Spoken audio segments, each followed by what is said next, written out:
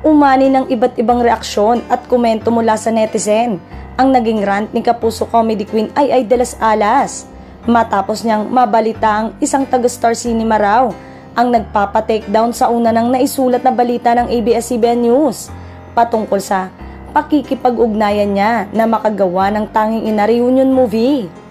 Matatandaan na ang tatlong matatagumpay na pelikula kaugnay ng Tanging Ina ay nasa ilalim ng Star Cinema. Masamang news na gusto ko bang gawin ang Tanging Ina the reunion? O kung ayaw nyo, wala namang pumipilit, nagtatanong lang.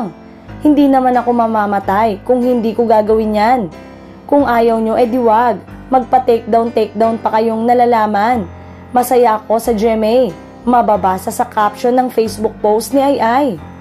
Sa comment section ng kanyang video post ay umani naman ito ng iba't ibang reaksyon mula sa mga netizen.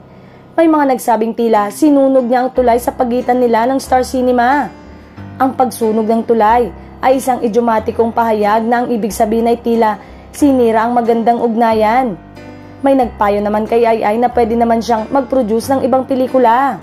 Parang sinunog mo na ang tulay mo dahil sa video mong to. Sa tingin mo ba sa mga sinabi mong ito, may mabuting may dudulot at epekto sa issue kung totoo man o hindi?